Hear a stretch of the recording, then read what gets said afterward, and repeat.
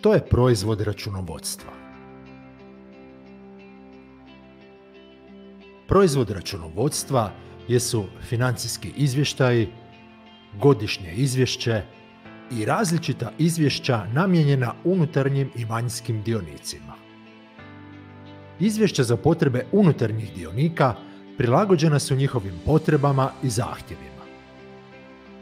U okviru računovodstvene službe izrađuju se i izvješća za statističke, porezne i druge potrebe.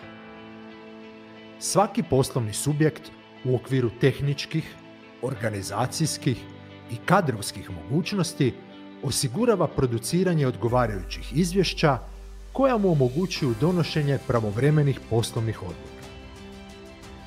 Izvješća za potrebe unutarnjih dionika nisu regulirana. Nasuprot njima, sastavljanje financijskih izvještaja, godišnjeg izvješća te izvješća za statističke, porezne i druge potrebe propisano je odgovarajućim zakonima.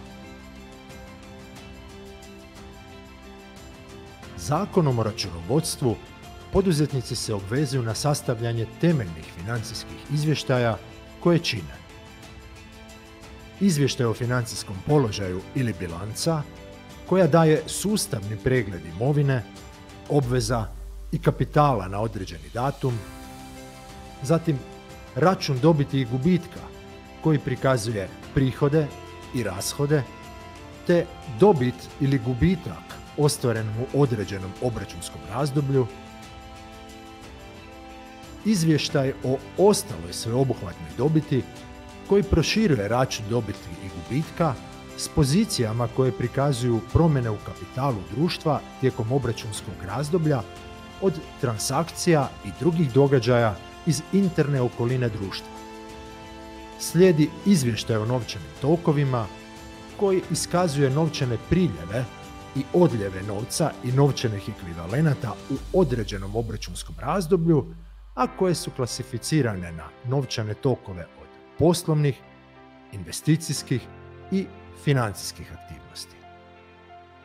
Zatim, izvještaj o promjenama kapitala koji prikazuje sve promjene na kapitalu koje su se dogodile između dva datuma bilance, te bilješke uz financijske izvještaje koje sadrže dodatne i dopunske informacije koje nisu prezentirane u bilanci, računu dobiti i gubitka, izvještaju o promjenama kapitala i izvještaju u novčanom toku. Određeni poduzetnici uz temeljne financijske izvještaje dužni su sastavljati i godišnje izvješće. Državni proračun, proračuni jedinica lokalne i područne, odnosno regionalne samouprave, proračunski korisnici državnog proračuna i proračunski korisnici jedinica lokalne i područne samouprave, te izvanproračunski korisnici državnog proračuna i izvanproračunski korisnici jedinica lokalne i područne samouprave, sukladno pravilniku o financijskom izvještavanju u proračunskom računovodstvu, sastavljaju sljedeće financijske izvještaje: bilancu, izvještaj o prihodima i rashodima, primicima i izdacima, izvještaj o rashodima prema funkcijskoj klasifikaciji, izvještaj o promjenama u vrijednosti i obujmu imovine i obveza, izvještaj o obvezama i bilješke.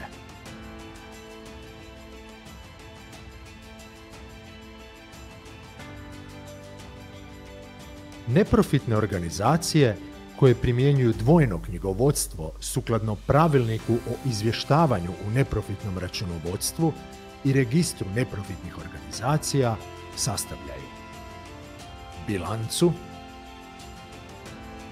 izvještaj o prihodima i rashodima, te bilješke. Ukoliko primjenjuju jednostavno knjigovodstvo, neprofitne organizacije sastavljaju godišnji financijski izvještaj o primicima i izdacima, te bilješke.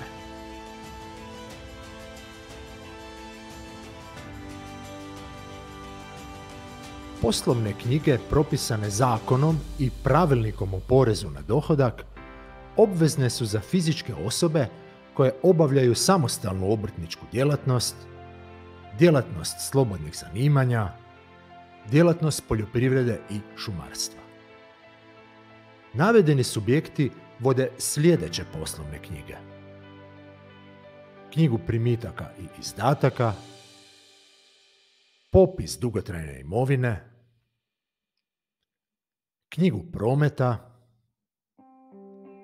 evidenciju o tražbinama i obvezama i evidenciju o nabavi i utrošku repromaterijala.